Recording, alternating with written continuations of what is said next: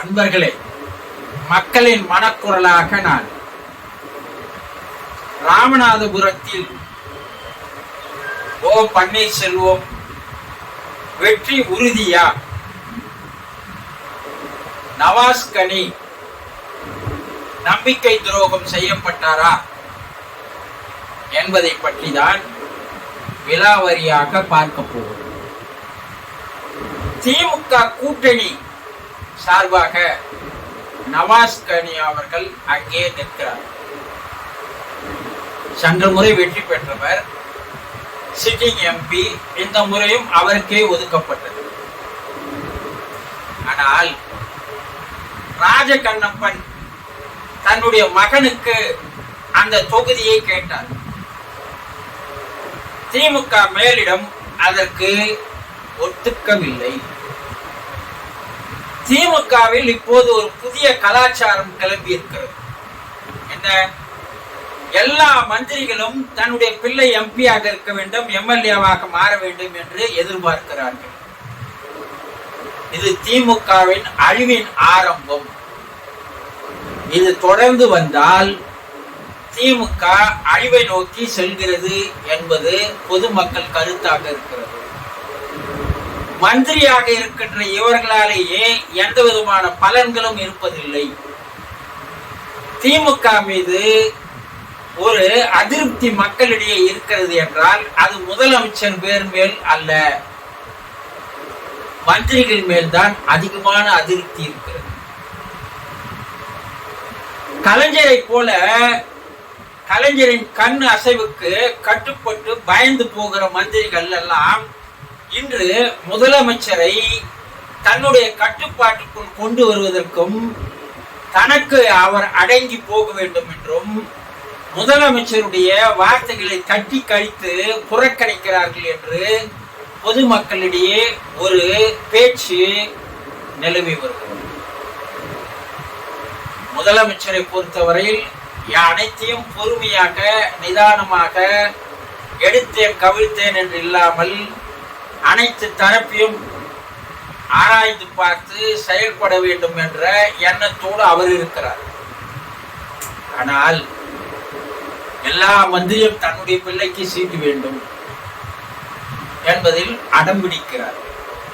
அட்டூழியம் செய்கிறார்கள், அராஜகம் செய்கிறார்கள், அநியாயம் செய்கிறார்கள் என்று மக்கள் பேசுகிறார். அந்த வகையிலே ராஜகண்ணப்பன் தன்னுடைய பிள்ளைக்கு சீட்டு கேட்டு தரவில்லை. அதனால் நவாஸ் கனிக்கு ராஜகண்ணப்பன் முழுமையாக ஒத்துழைப்பை தரவில்லை.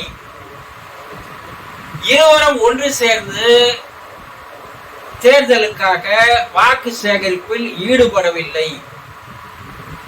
எல்லா யூடியூப் சேனல்களிலும் பார்த்தோமையானால் ராஜகண்ணப்பனும் நவாஸ் கனியும் ஒன்றாக சேர்ந்து ஓட்டு கேட்டதாக எங்கேயும் காட்சிகள் இல்லை.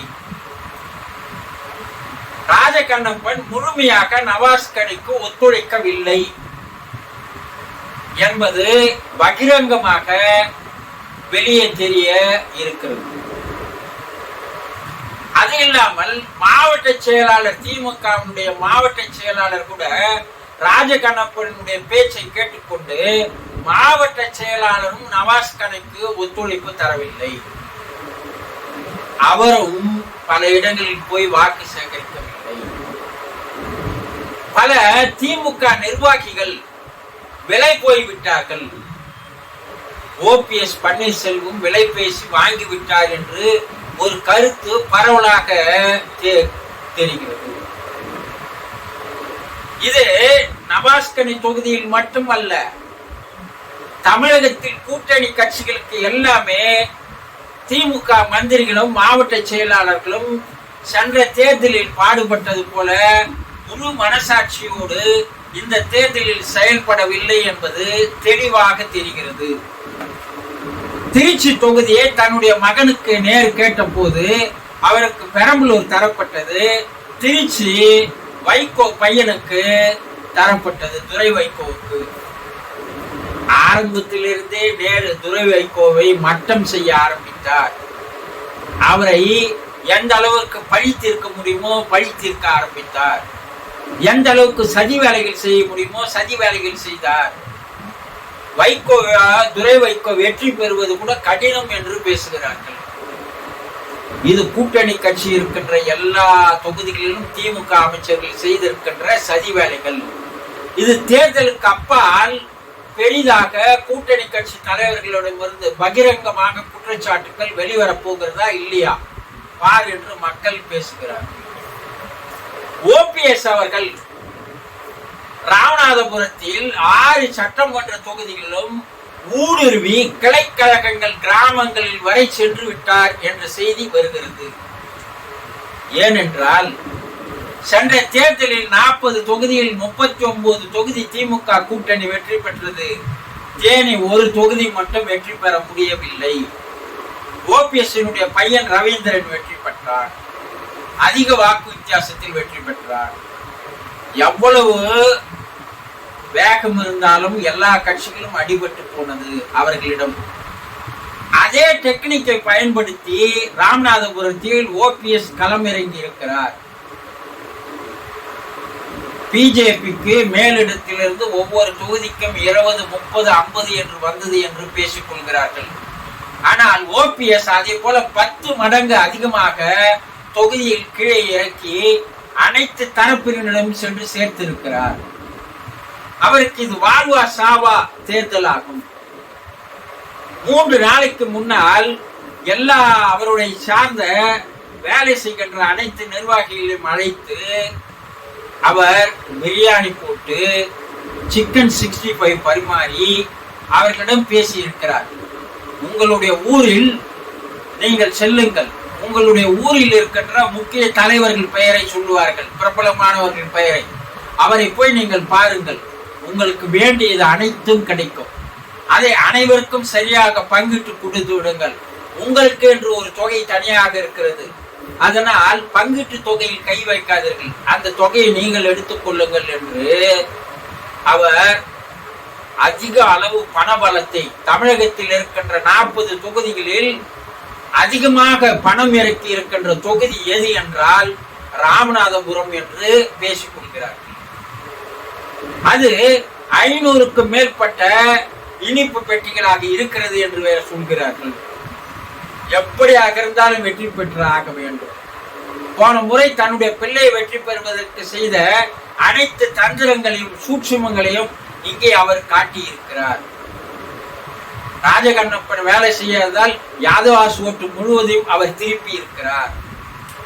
அதே போல திமுகவில் நிர்வாகிகளை விலை பேசி வாங்கி இருக்கிறார். அதிமுக நிர்வாகிகளை விலை பேசி வாங்கி இருக்கிறார். பணம் பாதாளம் வரைக்கும் பாய்ந்து இருக்கிறது என்று சொல்கிறார்கள். வருகின்ற செய்திகள் எல்லாம் ஓபிஎஸ் வெற்றி பெறும் போது நிச்சயம் அவரை வெற்றி பெற செய்தது திமுகவுடைய அமைச்சரும் மாவட்ட செயலாளரும் நிர்வாகிகளும் தான் என்று பேசுகிறார்கள். அப்படியே அவர் தோற்று போனாலும் ஒரு 5000, 6000 வாக்கு வித்தியாசத்தில் தோற்று போகலாம், நவாஸ் கனி வெற்றி பெறலாம். ஆனால் அதற்கு வாய்ப்புகள் குறைவாக இருக்கிறது. நவாஸ் கனியால் ஓபிஎஸ் இறக்கிய அளவிற்கு பணபலத்தை இறக்க முடியவில்லை. இங்கே பணபலம் பாதாளம் வரைக்கும் பாய்ந்திருப்பதால் மக்கள் இன்றைய நிலையில் யார் அதிக பணம் தருகிறார்களோ, வாக்குக்கு 10,000 தந்தால் யார் வாக்கு போடாமல் இருப்பார்கள், அந்த அளவுக்கு பாய்ந்திருக்கிறது. ஓபிஎஸ் வெற்றி பெறப்போவது நிச்சயம் என்று இப்போதைய நிலவரப்படி கருத்துக்கள் நிலவி வருகிறது. ஓபிஎஸ் ஒருவர் மட்டும்தான் பிஜேபி கூட்டணியில் வெற்றி பெறப்போகிறார், மற்றவர் யாரும் வெற்றி பெறப்போவதில்லை. ஒருவேளை பிஜேபி வெற்றி பெற்றால் அவர் மந்திரி ஆக போவது நிச்சயம் என்று பேசிக் கொள்கிறார்கள். தேர்தல் ஜூன் 6க்கு அப்பால் இதெல்லாம் உண்மையா என்பது தெரிய வரும். ஓபிஎஸ் வெற்றி பெற்றால் திமுகவுடைய துரோகம்தான் என்று மக்கள் தெளிவாக பேசுவார்கள். கூட்டணி தலைவர்களும் அதை பகிரங்கமாக வெளிப்படுத்த போகிறார்கள். முதலமைச்சர் என்ன செய்ய போகிறார் என்பதை பொறுத்திருந்து பார்க்க வேண்டும். இதே நிலை திமுகவில் நீடித்தால் திமுக அடுத்த தேர்தலுக்கு, சட்டமன்ற தேர்தலுக்கு சரிவை நோக்கி செல்லும். எல்லா மந்திரிகளும் சீட்டு கேட்பார்கள், எல்லா மந்திரிகளுக்கும் பிள்ளைகளுக்கும் சீட்டு கேட்பார்கள். திமுக அழிவின் ஆரம்பம். மந்திரிகளுடைய பிள்ளைகளுக்கு சீட்டு தர ஆரம்பித்தால் அது அழிவை நோக்கி செல்லும் என்று அரசியல் விமர்சகர்கள், கணிப்பாளர்கள் இப்போதே தெரிவித்து வருகிறார்கள். பொறுத்திருந்து பார்ப்போம். மக்களுடைய மனக்குரலாக நான்